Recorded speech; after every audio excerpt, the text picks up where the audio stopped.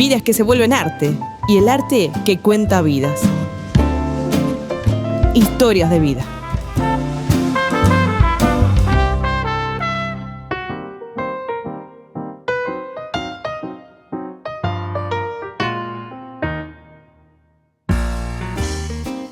Continuamos aquí por la 1210 AM Radio El Libertador, desde la ciudad de Vergara 33 para el mundo, a través del www.libertador.com.uy.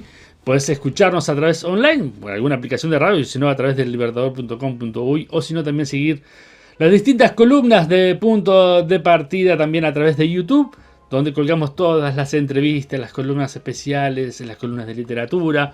Bueno, todo lo que estamos haciendo lo colgamos ahí para que ustedes puedan tener el material y poder reescuchar una columna, reescuchar una entrevista, compartirla. Así que qué parte del mundo nos pueden escuchar desde ahí. Y bueno, por supuesto a través de las redes sociales también, Facebook, Twitter, Instagram, que también colgamos los links de los contenidos. También pueden dejarnos sus comentarios. Y si quieren dejarnos algún mensaje o tienen alguna historia en particular y que quieren que sepamos, que conozcamos, tenés un libro que te queremos que presente, ganaste algún campeonato, como pasó hace poquito que trajimos los campeones panamericanos de tenis mesa, bueno, pueden mandarnos su mensaje al 091 99 1210, 091 99 1210, más 598 si estás fuera del país. Nos mandás tu mensaje a través de Telegram o también de WhatsApp, y entonces vamos a estar respondiendo los mensajes, por supuesto. Hoy tenemos historias de vida con una mezcla de literatura, un poco de historia, de todo un poco, porque estamos con Guzmán Garrido Rosa, que bueno, sos re joven. ¿Cuántos años tenés vos? Bueno, buenos días, muchas gracias por la invitación, Carlos. Tengo 22 años, recién cumplí. 22 años, sí. Wow. Y arranqué con todo esto más o menos como a los 15 años. Una cosa así. Mirá, sí, no, claro, porque uno pensaría que investigador, historiador, que busca historias, que puede tener mucho más tiempo, sí, ¿no? A mí me sorprendió cuando vi la edad que tenías en algunos archivos que he visto de televisión. ¿Cómo es? A ver, ¿vos de dónde sos? ¿Sos de acá de Montevideo? ¿Sos de dónde? ¿Del interior? Yo vivo en el Pinar, toda la vida viví en el Pinar, estudio agronomía, me encanta el campo, es a lo que me quiero dedicar. Y como hobby soy un fanático hasta la médula de la historia nacional. Me encanta la historia, me encantan los hechos que ocurrieron en nuestro país, más que nada, y los hechos desconocidos, investigar a lugares donde aún no se ha llegado y darlos a conocer de alguna manera. Bueno, hablamos fuera de micrófono recién de que acá yo hace años ya que quiero hacer, no he encontrado con quién todavía poder hacer una columna de historia, pero de esa historia que no está en los libros, que, o sea, si bien los libros te marcan puntos históricos, esas historias que son de tierra adentro, por decirlo así, ¿no? Eso es a mí lo que más me motiva, justamente la finalidad de mi libro La Tapera de Oribe es dar a conocer uno de tantos miles de lugares históricos que habían perdidos en nuestra campaña y que todavía quedan, de los cuales no se sabía absolutamente nada. Claro. Y bueno, tratar de darla a conocer de una manera distinta. Y bueno, y hasta el día de hoy, por suerte, se dio a luz una historia que merecía ser rescatada. A ver, ¿vamos por la sexta edición? Exactamente, esa es la sexta edición. Y cada vez les amplía un poco más. Bueno, lo que hice fue publicarlo allá hace Subirlo un poquito más para que lo vea ya la gente. Esta es la sexta edición, tiene unas 300 páginas ahora. Y claro, se va engordando a la vez que voy encontrando más material y lo voy incorporando, ¿no? Ya ahora lo detuve un poco porque estoy encaminando otro nuevo libro, distinto a pero cada vez que voy al sitio a investigar o encuentro más material histórico para agregar, y tengo que imprimir algunas tandas más, le voy agregando información al mismo libro y cada edición es un poquito más completa que la anterior. Bueno, vamos a hablar del libro, por supuesto, pero quiero empezar, a los 15 años fue cuando empezaste con toda esta historia, pero ¿por qué? Bueno, ¿Por qué? ¿Y por qué Oribe? ¿Y por qué la Tapera de Oribe? Porque, a ver, una cosa es, ya tenés el material, la investigación, pero digo, ¿cómo nace eso?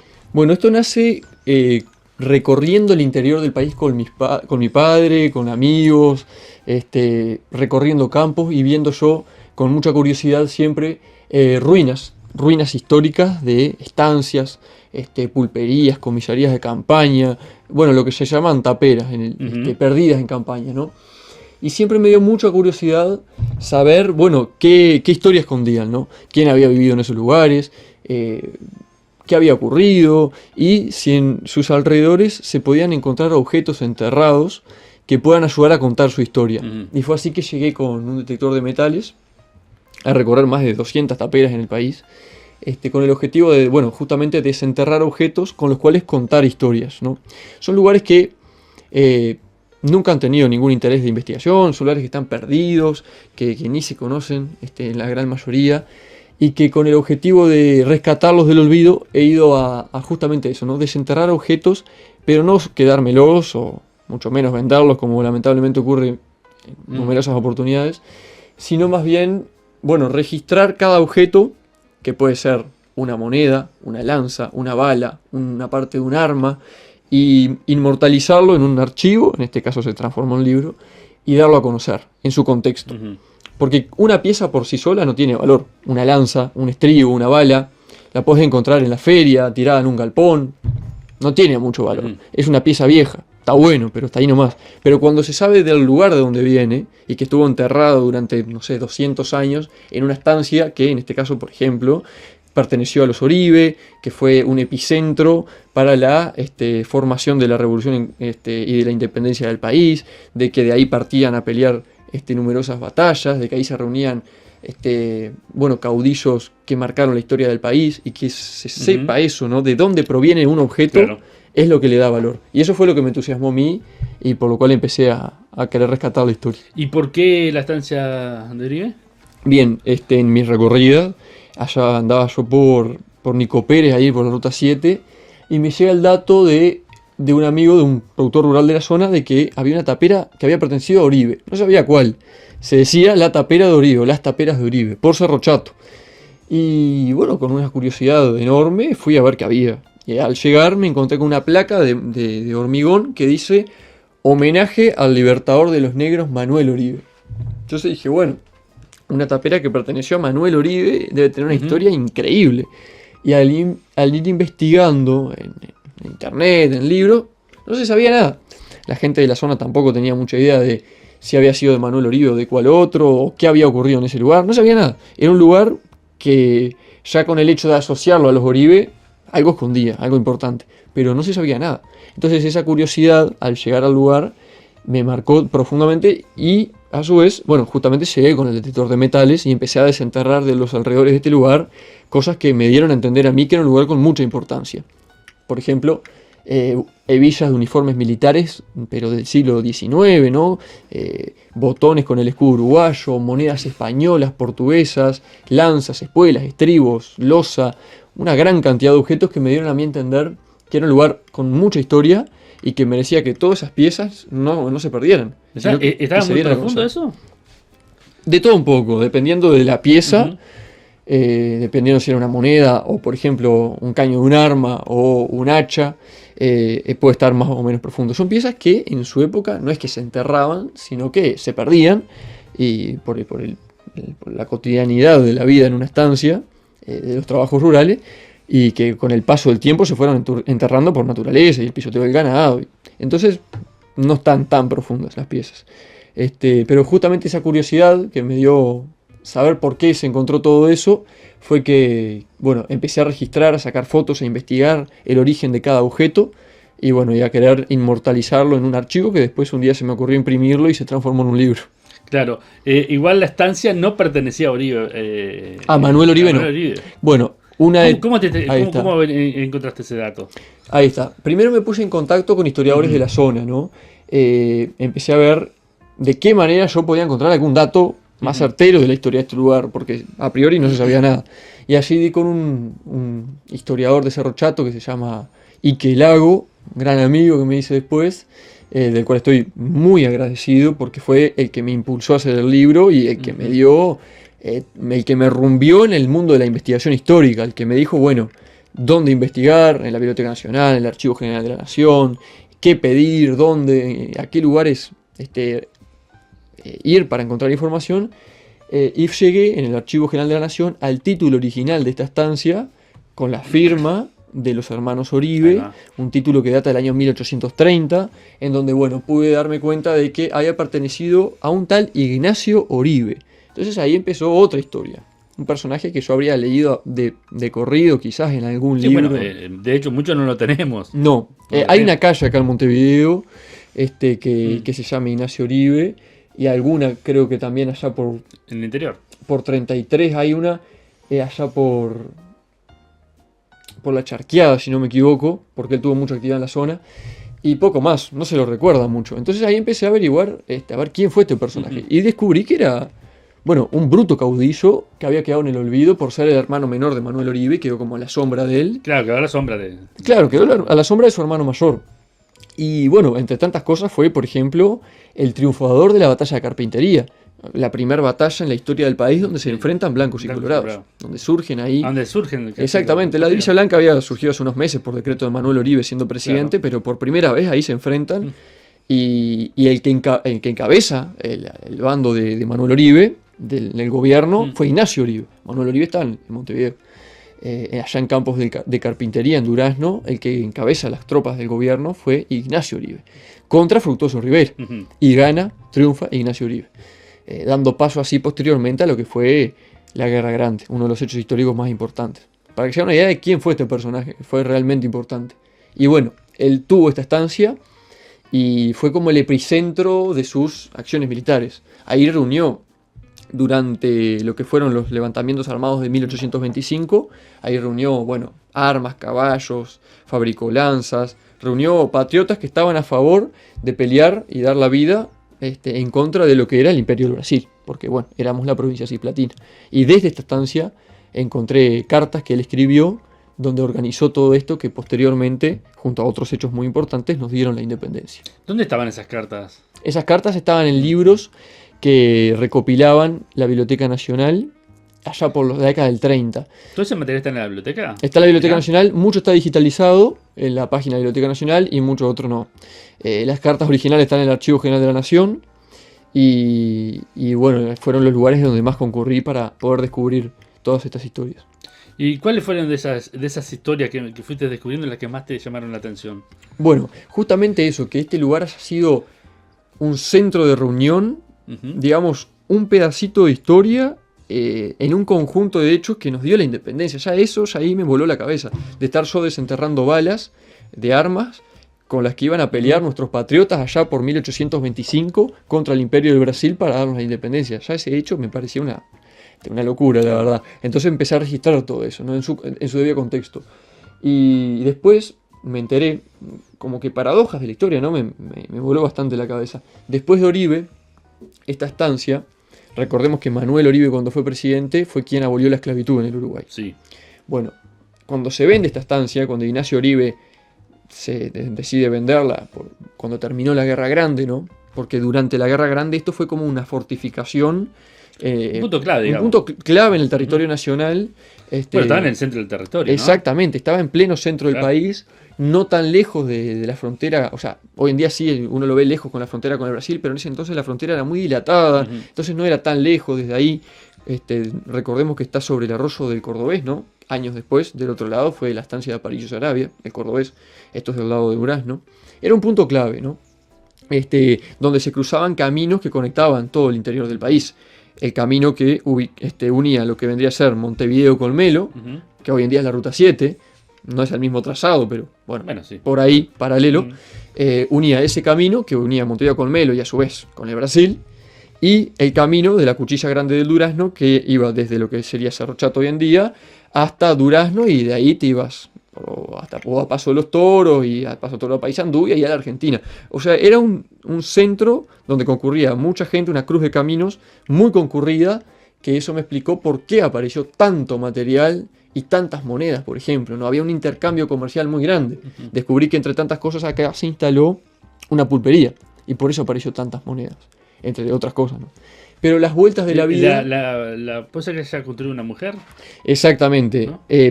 Ahí va, esta historia tiene 3 etapas. La etapa de época colonial, la etapa de, digamos, la independencia y la Guerra Grande, Sí. y la etapa de después de que se va Uribe, la vende y la adquieren brasileros, que a eso iba hoy, que tuvieron esclavos, y que era increíble la paradoja de la historia de cómo en la estancia que había sido el hermano de Manuel Uribe, Claro. quien abolió la esclavitud, luego, esclavo. ahí va, hayan adquirido brasileros con una práctica clandestina que era la de la esclavitud cuando ya estaba prohibida. Eso fue de las cosas que más me voló la cabeza. Que después eso hizo que se produjera un hecho de sangre que después, si querés, lo comentamos, que está muy interesante. Sí. Pero bueno, justamente esta historia tiene estas 3 etapas. La época colonial, la época de Ignacio Uribe, la Guerra Grande de la Independencia, y después de Uribe. Y en la época colonial, esto fue de la tía de Ignacio Uribe, por quien él hereda la estancia. Ah, claro. ¿Quién era esta tía? Una patricia de la época, como que hoy en día fuera como de la aristocracia de la banda oriental. Se llamaba Margarita Viana, hija de José Joaquín de Viana, el primer gobernador de Montevideo, de las familias más poderosas de la historia del país en ese momento, ¿no? Eran esas familias descendientes de españoles que eran las propietarias de la mayor cantidad de tierras en el interior del país, de la mayor cantidad de estancias, que muchas veces ni las pisaban, ni las conocían, sino que estaban en sus quintas acá allá en Montevideo, y pocas veces iban a la estancia, pero que era su fuente principal de economía, de ingresos, exactamente. Y justamente por eso es que instala en este lugar una pulpería. No por casualidad, sino porque era un centro justamente muy concurrido. Y por eso fue que se enterraron en el lugar una gran cantidad de monedas de esta época. Monedas que van desde los años 1718, wow, para que te hagas una idea de la antigüedad, ¿no? Sí. De plata españolas, hasta, bueno, del 1900, la más moderna. Pero del periodo en que fue pulpería, bueno, se encontraban monedas españolas, portuguesas, argentinas también, monedas muy raras, de medio real, de un real, de 2 reales, que se acuñaban de donde los españoles extraían la plata, que era del Alto Perú, allá en Potosí, en Lima. Claro. Ahí sacaban la plata, fabricaban las monedas para la circulación en toda América. Y bueno, esas monedas fueron las que se encontraron bajo tierra en este lugar. Y eso fue una de los hallazgos más impresionantes. Una visionaria la mujer también para poner estratégicamente ese lugar ahí. Totalmente, ¿no? Y era también muy peligroso, muy arriesgado, porque era tierra de nadie. Claro. Encontré a su vez muchos documentos que comentan varios robos que sufrió esta estancia. Robos de caballos, robos de ganado, robos inclusive en el establecimiento, en la casa propio. Y es increíble la persecución que había en la época a los ladrones y las penas que tenían. La hago corta, una de esas anécdotas dice que había una banda de unos 6 portugueses que cometían una gran cantidad de atrocidades en la zona, ¿no? Lo mínimo y lo más tranquilo era el robo de ganado, pero secuestraban mujeres, bueno, hacían cualquier cosa, y está muy, muy claro documentado. Y cuando se los encontraron su paradero, una partida de blandengues, lo fueron a buscar. Cuando encontraron dónde estaban, la pena que se les dio fue decapitarlos, cortarles la cabeza y con las cabezas de 4 de ellos colocarlas en puntos estratégicos del camino que unía Montevideo con Melo, para que la gente que transcurría, bueno, la gente advertencia. Una advertencia, exactamente. Se clavaron las cabezas en puntos estratégicos. La primera creo que fue en San Ramón, después en Cerro Colorado, otra a la altura de Manzavillagra, otra llegando a Melo. Bueno, eran puntos clave donde concurría mucha gente y era una advertencia justamente eso. Eran los medios de la época para combatir el crimen, claro. No había otra manera.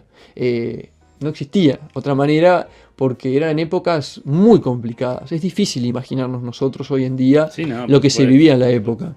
Y por eso ocurrieron hechos que hoy en día son inexplicables desde nuestro punto de vista hoy en día. Como lo que fue la batalla de Salsipuedes o la matanza de Salsipuedes contra los charrúas, ¿no? Son esos hechos que hoy en día decimos, qué horrible, ¿no? ¿Cómo se exterminaron? Bueno, hay que entender lo que se vivía en la época y lo que vivía la gente de campaña en esa época, a manos de gente que hoy en día decimos, mirá, los nativos, ¿no? Bueno, uno lee las crónicas de la época, investigando en documentos que no están muchas veces publicados, y uno se da cuenta de que hoy en día no se puede juzgar con nuestra visión la manera en la que en el siglo XIX se utilizaba para combatir el crimen o para enfrentarse en los campos de batalla. Y todos los excesos que habían. O sea, hay que pararse en la época para poder juzgar lo que ocurría. Y bueno, y por eso es que se llevan a tantas discusiones hoy en día. Bueno, estabas hablando de esa anécdota sangrienta que sucedió cuando fue propiedad de los brasileños, ¿no? ¿Cómo sucedió eso? Bueno, justamente eso fue de los hechos más impactantes que yo descubrí, porque todo vino a través de una anécdota, ¿no? Viste que en el interior, bueno, se cuentan muchas leyendas, sí, de fogón, cuentos populares. Leyendas urbanas. Exactamente, esas cosas que uno dice a veces, muchas veces uno duda si son verídicas o no esas Claro. cosas, ¿no? O si se las endulza mucho Claro, a como partir cuando se de... les endulza, Claro, claro, ¿viste? claro. Quizás tienen algún origen, Sí, sí. quizás verídico, pero que después del pasar de los años, imagínese en una rueda de fogón, chupando vino, esa gente, claro, Obvio, obvio. para digo, hacerse notar, ¿viste? Muchas veces le agregaban cosas que quizás, digo, vaya uno a saber si eran ciertas o no. Claro. Y la cosa viene así. Se contaba que en esta estancia, en esta tapera, durante muchos años, esto me lo contó Federico Cantera, un productor rural e historiador de la zona, que en la época se contaba, en la época no, digamos hace 40, 50, 60 años, pero ahora ya no, de que en esta tapera, en una de las paredes que casualmente se derrumbó, había una mano ensangrentada de un asesinato que se supone que había ocurrido allí y que esa mano nunca se había borrado, de que había quedado allí inmortalizada en la pared durante más de un siglo y que por alguna razón misteriosa esa mano ensangrentada nunca se había borrado y que había sido producida, bueno, por un crimen de sangre, un degüello, y en el que estaban involucrados esclavos, un robo a la estancia de objetos de valor, de un recado de plata y oro, de objetos de valor, ¿no? Y que esa mano nunca se había borrado. Y bueno, como que esa anécdota se contaba de boca en boca, a veces cargado de un poco más de misterio, para asustar a los niños, digo, era muy común eso. Entonces, claro, digo, la voy a contar, le voy a pedir a este muchacho que me la contó que la relate y la pongo en el libro. Esto fue para la tercera edición. Entonces yo la publiqué. Bueno, pasó un tiempo y durante las publicaciones del libro me contacta, es increíble esto, un bisnieto de el Brasil, perdón, un tataranieto de el brasilero que le compra la estancia a Ignacio Uribe, Mirá. de apellido Dos Santos. Eso fue increíble porque era dar con alguien que, quieras o no, pueda llegar a tener algún dato de cuando este lugar estaba habitado. Claro. Sí, sí, era línea directa, ¿no? Claro, O sea, línea directa de los brasileros que, Ujú. que le compraron la estancia a Uribe. O sea, era una locura. O sea, todo a partir de la difusión que se le dio al libro. Entonces digo, bueno, tengo que ir a la estancia donde vive esta gente a visitarlos. Entonces fui. Todavía en la zona quedan descendientes de Mirá. esta pareja de brasileros. La cuestión fue que Ignacio Uribe le vende la estancia a Marcelino dos Santos, un brasilero que tenía un latifundista, un facendeiro de Rio Grande do Sul, que claro, en Brasil, recordemos que fue un imperio hasta 1886, 89, por ahí, donde la esclavitud fue legal hasta mucho tiempo después, que en el Uruguay Claro. y que la mayoría de países de América. Entonces, claro, el norte del Uruguay, el este y hasta Durazno también, muchos brasileros tenían estancias. Y muchos brasileros, la gran mayoría, tenían esclavos, clandestinamente, porque los traían del Brasil. Y esto no era caso aparte. Entonces al ir a visitar a estos descendientes, me hicieron toda la anécdota de cómo fue ese asesinato. La cuestión es que esta pareja, bueno, tenía esclavos. Pero esos esclavos sabían que estaban en un territorio libre. Entonces, ¿qué pasa? El patrón, en una de esas tropeadas de ganado masivas que se hacían en la época, de miles de cabezas, que estaba haciendo el hombre hasta el Brasil, también con una tropilla de caballos, aprovechan que en la estancia queda sola su esposa, una mujer que se llamaba Cándida de Souza, que era la esposa del patrón y que era una mujer muy poderosa en la época. Entonces los esclavos, como forma de venganza ante los malos tratos, no se les ocurre mejor idea que aprovechar que el patrón se había ido, entrar a la estancia, robar las pertenencias de valor, robaron un recado, robaron monedas de oro y empezaron a consumir todo el alcohol que había. Y aquello fue una masacre. Empezaron a cometer el infierno en la tierra, a degollar a cuanta persona se cruzaban adentro de las casas, ¿no? Entre los cuartos.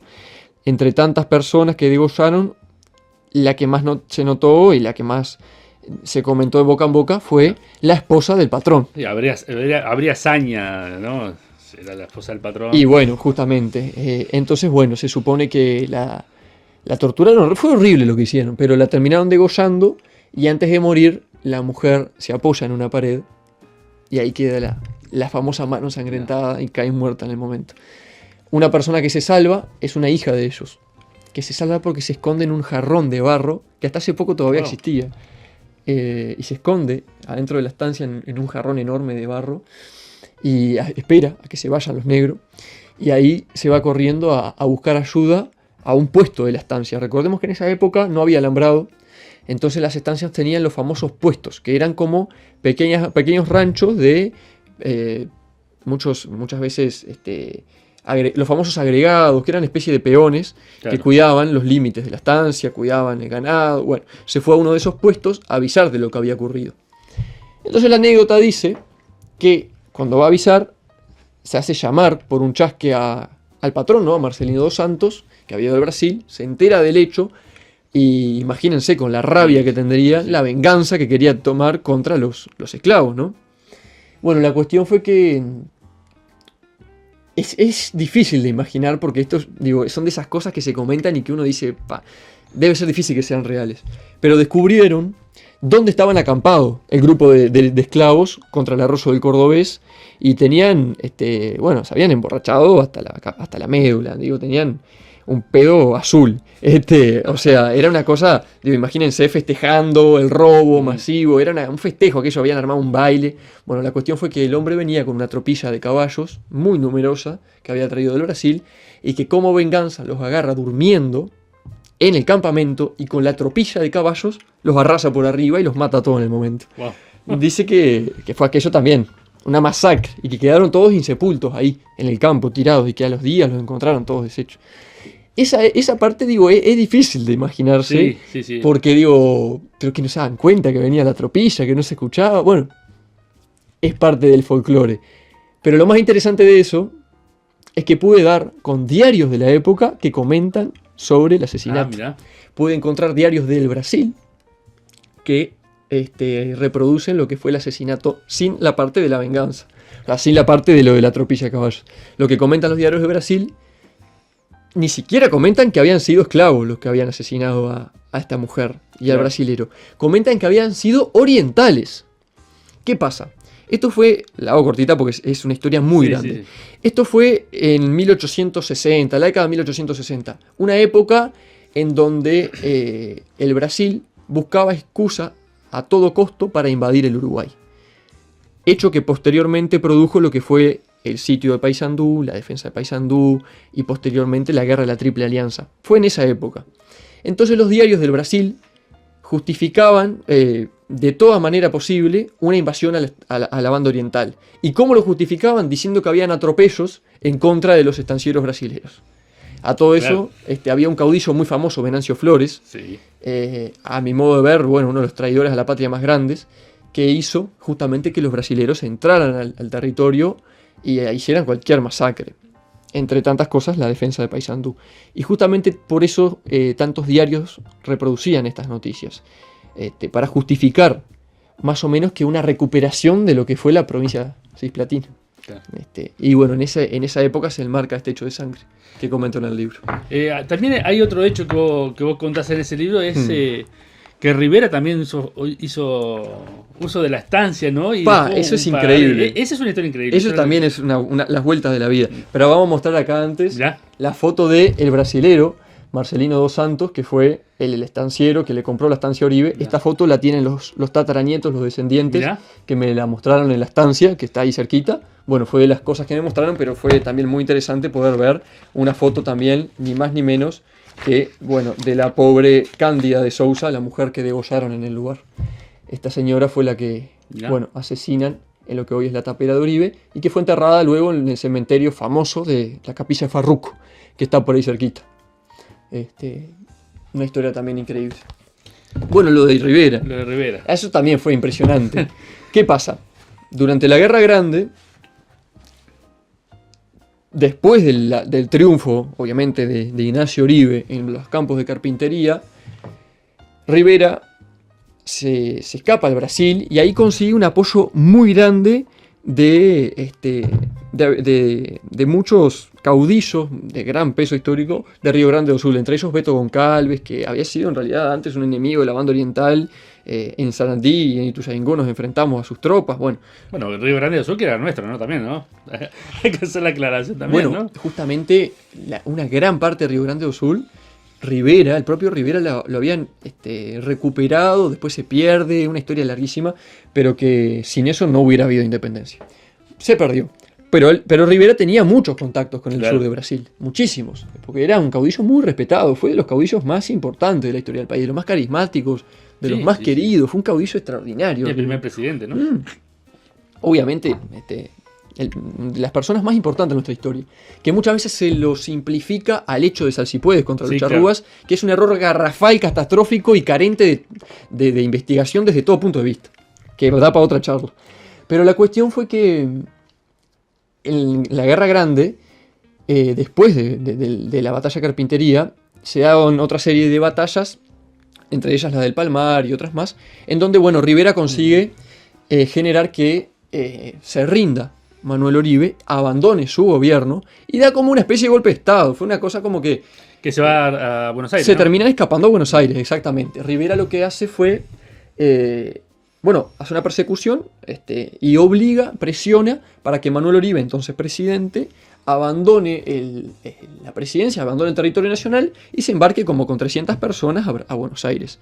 Entre esas 300 personas o más de su comitiva presidencial, y después fue acompañándolas mucha más gente, estaba su hermano Ignacio Oribe.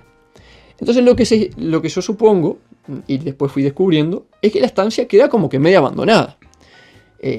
Porque, bueno, habría quedado por supuesto algún capataz, ¿no? Obviamente alguien cuidándola, pero el propio Ignacio Oribe, que era como que su epicentro militar, lo había abandonado. Era como que su fortaleza, por así decirlo, era su centro. Fue como lo que fue el cordobés para Aparicio Saravia, bueno, esto para Ignacio Oribe. Y bueno, termina dejándola de lado, y tiempo después, no mucho, llega a la estancia, increíblemente, Fructuoso Rivera. ¿Y qué hace Rivera? Un hecho que es muy digno, y habla muy bien de los códigos que habían. De los códigos, claro. Exactamente, de los códigos que tenían los caudillos de aquella época, pese a ser enemigos a muerte en el campo de batalla. Son de esas cosas que te vuelan la cabeza. Pero justamente Fructuoso Rivera era muy común en época de guerra, desde que se independiza el Uruguay hasta 1904, que fue en las últimas guerras civiles, bueno, 1910 por ahí también. Había que alimentar la tropa de alguna manera. Y no había otra cosa que ganado, y las famosas carneadas masivas de ganado. Y bueno, sí. Muchas veces se robaban, muchas veces no quedaba otra opción.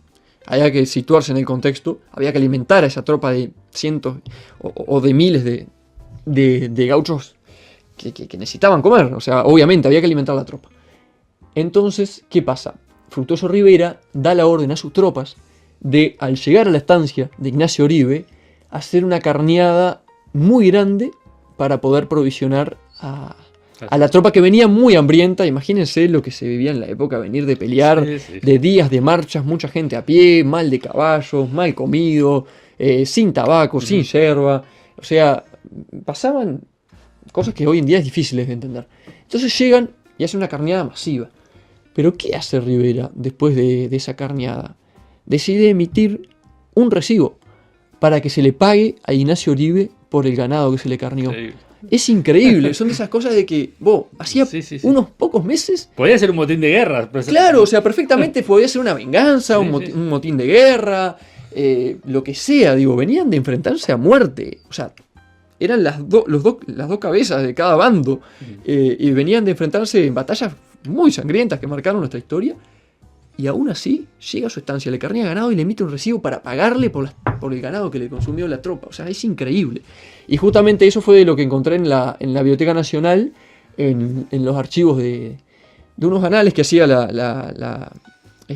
historiadores de la década del 30 por ahí, que transcribían cartas de la época. Era una carta que escribe Fructuoso Rivera, situada en la estancia de Ignacio Oribe, a Gabriel Antonio Pereira, que fue posteriormente presidente durante la Guerra Grande. Y después uno de los hallazgos más interesantes que encontré enterrados en este lugar, que estos son de esas cosas que también quedan solo la historia es testigo de ello. Es imposible saber si es cierto o no. Pero encontré un botón, que uno dice, bueno, está un botón. Bueno, un simple botón puede contar una historia enorme. Porque un botón te da a entender qué tropa, por ejemplo, estuvo acampada en la estancia. Yo ahí encontré botones con el escudo argentino que dicen Viva la Federación. ¿Qué pasa? Claro. Esos botones argentinos ayudan a entender la historia que uno lee en los libros. Porque ¿qué pasa? En la Guerra Grande, Manuel Oribe necesita la alianza fundamental de Juan Manuel de Rosas en Argentina, que era como acá estaban blancos y colorados en Argentina, unitarios y federales, ¿no? Entonces Manuel Oribe se alía a los federales de Argentina, encabezados por Juan Manuel de Rosas, que ayudaron a Manuel Oribe durante toda la Guerra Grande, haciendo que, bueno, vengan tropas argentinas acá. Entonces encontré enterrada en los alrededores de esta estancia botones con ese escudo que dan a entender esa alianza histórica que se la lee en los libros, pero que acá está en los hechos. Encontrar enterrado un botón con ese origen ayuda a entender la importancia de este lugar, qué tropas estuvieron ahí acampadas y bueno, la alianza entre los blancos y federales es increíble. Pero encontré un botón en particular con el escudo uruguayo que dice Estado Oriental y que es el mismo botón que tiempo después, el mismo modelo, que tiempo después vi en Montevideo, en el Museo Histórico Nacional, en el uniforme de Fructuoso Rivera. Obviamente es imposible saber si fue de Rivera, de alguien de su tropa, si no tuvo nada que ver, porque los uniformes se usaban mucho tiempo después, lo usaba a veces cualquier persona, pero digo, me llamó la atención.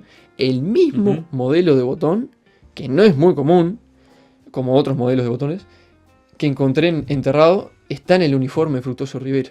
Y a su vez encontré que las tropas de Rivera estuvieron ahí carneando ganado. Solo la historia es testigo de quién perteneció. ¿Cómo está subdividido el libro? ¿Lo tenés por capítulo? Exactamente. El libro lo que hago en las primeras 100 páginas es comentar sobre todo lo que rodea a la historia del lugar en cuanto a los hechos que allí ocurrieron. Primero lo que hago en el libro es comentar quiénes fueron los Oribe. Uno empieza a leer el libro después de un breve prólogo que escribió Diego Fischer y Sergio Pérez, un conocido, que tienen un medio de prensa en Soriano. Bueno, empieza a ver en el libro 1 lo que fueron los Oribe. Manuel Oribe, Ignacio Oribe, Josefa Oribe y Francisco Oribe, los hermanos Oribe, ¿no? Para entender, bueno, el contexto de quiénes eran, de qué fue esta familia, ¿no? Y bueno, la importancia que tuvieron en la historia nacional, porque esta estancia, como yo había dicho hace un tiempito, había sido de la tía de los Oribe. Entonces se dividió un pedazo para Ignacio Oribe, otro para Josefa Oribe y otra para Francisco Oribe. Manuel Oribe no le tocó estos campos. Entonces comento, bueno, ¿quiénes fueron ellos? Josefa Oribe, una historia increíble. Hermana de Manuel Oribe, una de las mujeres con un protagonismo increíble en nuestra independencia. Los hechos que protagonizaba son de novela. O sea, la mujer se vestía de enfermera, se hacía pasar por una negra esclava para entrar entre las tropas enemigas y esconderse y conseguir medicamentos y armas y alianzas para apoyar al bando revolucionario a favor de la independencia y en contra del Brasil. Una mujer, la verdad, increíble en nuestra historia. Un libro. Para un libro solo de ella, obviamente. No sé si hay, la verdad merece un libro. Entonces comento quiénes fueron los Oribe y por qué fueron tan importantes, ¿no? Y después empiezo a comentar, bueno, ¿qué historia tiene esta tapera? ¿Dónde está? Está ubicada en el departamento de Durazno, recordemos, muy cerca de Cerro Chato, entre el arroyo del Cordobés, el arroyo de Las Palmas y el río Xí. ¿Quiénes habitaron este lugar? Las 3 etapas fundamentales, ¿no?, que fui encontrando en los documentos. La etapa colonial, la etapa, bueno, de Ignacio Oribe y la etapa la última etapa, que después terminó en su abandono, que fue la de los brasileros. Y ahí en cada etapa hay historias increíbles, ¿no? En la época colonial, bueno, los robos que cometieron los portugueses que decapitaron, la pulpería que ella tuvo, también eso fue en la época de Ignacio Oribe, una yegua deforme que fue noticia en todos los diarios, que había nacido en la estancia de Ignacio Oribe, que tenía una deformidad que parecía mitad caballo, mitad humano, una cosa rarísima que me pareció muy interesante ponerla. Bueno, las reuniones que se dieron en este lugar, que posteriormente nos dieron la independencia, hechos muy importantes. Y finalmente, bueno, la época de los brasileros con el asesinato y su posterior abandono. Y entre tantas cosas, voy mostrando muchas imágenes de quienes fueron los dueños de esta estancia. Imágenes que fueron muy difíciles de encontrar, ¿no? Que fueron buscadas en la Biblioteca Nacional, el Archivo General de la Nación, en libros, diarios, de todo un poco. Bueno, y ahí a su vez, en las distintas ediciones, recopilaste más material. Sí, en cada edición fuiste agrandando y metiendo planos, títulos, muchos planos de época. La foto que mostraste solo. Claro, viste, muchos planos para ver dónde está la estancia, cómo se dividió, bueno, y todos los dueños que tuvo, todos los hechos que ocurrieron, para poder entender el contexto después de los hallazgos que encontramos en el lugar enterrados, ¿no? Después de comentar toda esta historia, más o menos en unas 100 y pico de páginas, ahí empiezo a mostrar todo lo que fueron los hallazgos, todas las cosas enterradas. Mirá. O sea, todo el resto del libro, el resto de las 200 páginas son mostrando hallazgos que encontraron bajo tierra en el lugar. Arqueológicos, digamos. Exactamente. Que hoy en día, me parece muy importante comentar esto, los tengo en exposición en un museo. No es que todo esto me lo quede yo. En Cerro Chato hay un museo precioso que se llama Casa de las Primeras Ciudadanas Sudamericanas, porque ahí votó la primera mujer de toda Sudamérica. Mirá. En 1927, se van a cumplir 100 años ahora. Hay un museo único en el Uruguay, con una tecnología preciosa, con proyectores, audios, una cosa que no parece un museo uruguayo. Vale la pena visitarlo, se lo recomiendo a todo el Cerro mundo. Chato? En Cerro Chato. Bien. Les recomiendo ir porque es un museo precioso y los van a recibir muy bien. Bueno, y en ese museo tenemos una vitrina con más de 200 de los hallazgos que acá se encontraron bajo tierra, para que la gente que visite el museo pueda ir, ver el libro y ver los hallazgos en persona, ¿no? Que qué más lindo que eso. Entonces, bueno, después cuando muestro los hallazgos en el libro lo divido en categorías, ¿no? Todo lo que fue, por ejemplo, armamento, voy mostrando las lanzas, los caños de armas, la evolución, ¿no? Es muy lindo ver la evolución de las armas en los hallazgos, porque armas desde, bueno, de avancarga, de cargar por la boca, de las que se usaron desde la época de Artigas, ¿no? Hasta armas ya mucho más modernas, ¿no? De retrocarga, los Mauser, ¿no? Todo eso. Balas, partes de los uniformes. En esa sección del libro, uno de los hallazgos más sorprendentes, que como el botón de Rivera, también es imposible de descifrar, pero que es muy lindo de comentar. En esta imagen que hay de Ignacio Oribe, muy joven, no se va a ver en la cámara, pero está utilizando en su uniforme una hebilla con una cara de un león, que es la misma hebilla que le van a ver en los monumentos a Artigas, los monumentos donde Artigas está de pie. Van a ver que tiene una hebilla con la cara de un león. Bueno, el mismo modelo de hebilla que tiene Ignacio Oribe y Artigas fue encontrado bajo tierra en la estancia. Es esa hebilla de ahí, que se llama hebilla de Talabarte, que era un cinturón portasable. Era el cinturón... ¿Eso lo encontraste ahí también? Eso, todo lo que está en el libro estaba enterrado en un perímetro de 1000 metros de la estancia. Desde 2 metros hasta 1000 metros de la estancia. Son dos hebillas con cara de león que eran para portar el sable. El sable el sable que muchas veces está de gala, de caballería, de infantería. Bueno, solo la historia es testigo de si ese sable perteneció o no si esa hebilla perteneció o no a Ignacio Oribe. Digo, es imposible saber. Bueno, entonces voy mostrando todo ese tipo de piezas. Posteriormente lo que hago es mostrar objetos de la vida cotidiana. Objetos del uso gauchesco, ¿no? Estribos, espuelas, todo lo que tiene que ver con el uso del caballo, ¿no? Que era fundamental en la época, ¿no? Estribos preciosos, estribos de campana, de hierro, de bronce. También hiciste un trabajo de restauración en algunos, ¿no? Por supuesto, cada pieza, después de ser desenterrada, tuvo que ser limpiada, según el tipo de metal, si es de hierro, si es de bronce, para poder mantenerla, ¿no? Después todo lo que son objetos de vida cotidiana, claro, candelabros, cuchara, cubiertos, cucharas, todo cosas del día a día. Porque claro, uno ve la parte militar, que acá venían guerreros, pero ahí vivía gente de familia, y se tenían que alimentar, y tenían que cocinarse, y es increíble analizar la loza que se encontró, el tipo de loza, los diseños, de qué origen tienen, porque uno a veces no le da mayor importancia, pero realmente son piezas que te marcan mucho la historia, ¿no? Uno ve la marca que tienen las lozas, ¿no? Uno puede ver ahí el origen que tienen, si son inglesas, si son españolas, si son portuguesas, qué origen tienen, ¿no? Todo en pozos de basura se encontraron, donde en la época se enterraba la basura. Hasta un plato entero pudimos reconstruir de loza inglesa. Yeah. Entonces, bueno, iba mostrando todo eso, y para culminar el libro, la sección de monedas, que quizás es lo que más llama la atención, ¿no? Claro. Porque se encontraron muchísimas monedas, más de 100 monedas de orígenes que rodearon a la región, ¿no? Que eran las monedas que circulaban en este territorio cuando no había una moneda oficial. Desde monedas españolas, como ven acá, que son las famosas macuquinas, que macuquina significa en quechua moneda hecha a golpe de martillo. Claro, que nosotros decimos que son redondas, pero acá tienen formas muy extrañas, muy ¿no? extrañas, ¿no? ¿Viste? Bueno, porque eran hechas creo que lo que rústicas. más valía era el sello, ¿no? Sí, valían por el peso en realidad. Claro, ahí va. Por el peso que tenían, medio real, 1 real, 2 reales. Después monedas con el busto del rey de España, Carlos III, Carlos IV, monedas de 1 real, 2 reales, 4 reales, y esta de acá, que es la moneda más valiosa que se encontró en cuanto a valor de época, que es la 8 reales española. Esa moneda es increíble la historia que tiene, porque fue a partir de esa moneda, el 8 reales español, fue como el dólar hoy en día, la primera moneda de circulación universal. Recordemos que el Imperio Español en su época de esplendor era el imperio donde no se ponía el sol. Tenían en todo el mundo, o un virreinato, una colonia, en todo el mundo. Entonces el carolus de 8 reales, o la macuquina, o sea, el 8 reales español, fue la primera moneda de circulación mundial. Entonces la adoptaron los estadounidenses, los chinos, en otras partes de Asia, obviamente en América, en Europa, y fue la moneda que hizo que se llamara el peso. El 8 reales era el peso, y por eso hoy tenemos el peso en muchos países de América. Bueno, claro, viene por esa moneda. Al igual que el dólar. En Estados Unidos el dólar, nombre dólar, es como el peso, viene por el 8 reales español. Mirá. Y en China el yuan. El yuan chino, allá en el Asia, es por el 8 reales español. Fue la primera moneda de circulación mundial. Y se encontró una aquí enterrada. También, increíble. Y después, bueno, monedas que son más recientes en la época, ¿no?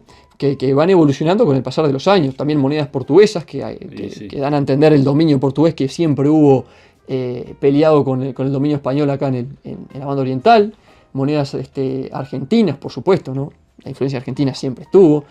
La primera moneda de circulación legal en el Uruguay luego de la independencia, mirá, en realidad era argentina. Sí, eso los numismáticos la tienen clara, pero no es muy conocido tampoco, ¿no? Era el 10º argentino, ¿no? La primera moneda de circulación legal en el Uruguay tenía el escudo argentino. Y recién, en 1840, se acuña la primera moneda patria, mirá, que fue 20 centésimos de 1840, junto a la de 5 centésimos del mismo año. También increíble haber encontrado esta moneda enterrada porque fue la primera moneda de circulación uruguaya 100%. Ha sido un viaje increíble entonces el estudiar. Lo que empezó como algo para interiorizarte terminó siendo una aventura increíble. Terminó siendo una aventura por aspectos muy diversos, ya habrás visto, ¿no? Bueno, pero creo que también te da la pauta para seguir. Sí, ¿no? Sin duda. Después de esto ¿Tenés alguna otra cosa más me pensada? Enamoré de la historia y digo, no, esto no puede quedar acá. Y sí, tengo pensado hacer más libros, sí. No de un lugar como este, uh-huh, pero bueno, sí, tengo 3 libros en realidad programados. Ah, mirá. Uno que es... Sí. Vas escribiendo a medida que vas investigando. Digamos. Exacto, uno de ellos sí, otro no. Hay uno que es de un lugar histórico como este, que es de una tapera, que perteneció también a un caudillo muy importante, que también sumamente olvidada, mucho más olvidada que esta tapera, porque por lo menos a esta tapera se la conocía como la tapera de Oribe. Esta otra tapera no existía en los libros y en ningún lado, y fue también de un caudillo muy importante que quiero rescatar del olvido. Que peleó con Aparicio Saravia, mirá, que peleó en la famosa campaña del desierto en la Argentina contra los indios. Tiene una historia muy linda. Pero no va a ser el próximo. El próximo libro va a ser sobre la vida de mi tatarabuelo, que fue un caudillo que peleó con Aparicio Saravia también y mirá, contra Aparicio Saravia. Oh. Sí, tuvo una vida increíble. También muy olvidada. Hay que contar esa historia. Entonces. Sí, es una historia, bueno, quedó como un traicionero, lógicamente. Pero yo estoy tratando de entender por qué ocurrió ese cambio de bando. Fue una persona indescifrable, mi tatarabuelo. Mi abuela lo conoció y fue por eso que empecé a investigarlo. Mi abuela nació en Paso de los Toros y allá cuando era niña estuvo sentada en la falda de quien era su bisabuelo, Julio César de Barros, un hombre imponente, que era como el Don Quijote oriental. Peleó en más de 100 batallas, peleó en Brasil, peleó en Uruguay, fue blanco, fue colorado, terminó siendo intendente de Rivera, matan a un hermano, a otros le cortan la pierna, él casi pierde la vida en Brasil, peleó con lanzas contra ametralladoras, fue una cosa increíble su vida, mirá, pero no es por ser descendiente, pero realmente lo que he descubierto fue increíble, bueno, increíble. Y su recado fue donado al Museo Histórico Nacional, y lamentablemente está archivado. Yo quiero saber que se vuelva a exponer. Capaz que cuando publique el libro se le da un poco de bueno, yo no sé si tiene algo que ver o no, pero en el Museo Histórico Nacional no había nada de Ignacio Oribe. Había alguna carta, pero había un cuadro archivado de Ignacio Oribe que estaba archivado. Y que yo pedí foto, me lo pasaron, publiqué la foto de dicho cuadro en el libro y ahora está en exposición. Bien. Entonces me pareció, no sé si tendrá que ver con el libro o no, pero lo pusieron ahora en exposición después de publicar el libro, por suerte. Y lo mismo quiero hacer con el recado de mi tatarabuelo. Pero para hacer resumen de esta historia, el hombre empieza peleando con 20 años, con mi edad, en la Revolución del Quebracho, ¿no? Contra el militarismo de la época. Después surge la Revolución Federalista en Río Grande do Sur, se alía junto a Gumersindo y Aparicio Saravia en contra de una dictadura que había en el sur de Brasil. Recordemos, Brasil deja de ser un imperio, pasa a ser una república con un golpe de Estado. Ujú. Luchan contra eso. Muchos tenían ideas monarquistas todavía, otros no. Pero se unen en lo que fue la revolución más importante de la historia del Brasil. Hubieron más de 10.000 muertos. Se la conoció como la revolución del degüello, por ser el método más común de asesinato o de venganza o de muerte. ¿Por qué? Porque decían que era rápido y no gastaba bala. Y era barato. A revolución de gol. Era barato, rápido y no gastaba bala. Qué mejor que eso. Sí, sí. ¡Ping! Entonces fue famosa por eso. Y en Brasil quedó muy tapada esa revolución porque fue muy sangrienta, Claro. de los dos bandos, ¿no?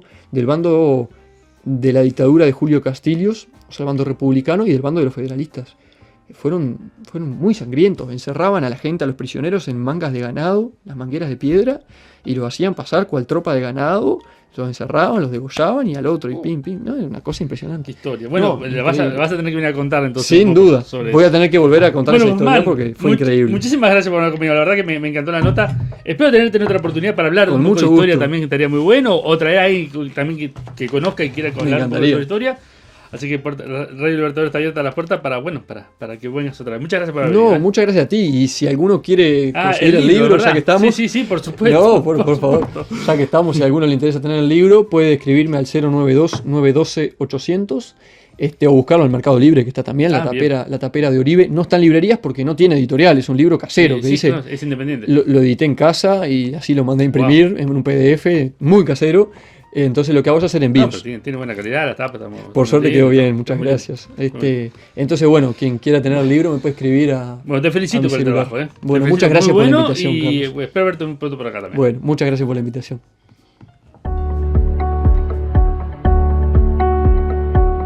Desde Vergara y para todo el mundo.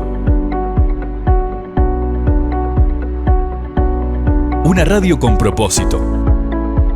Una radio con visión. Una radio para todos. El Libertador, 1210 AM.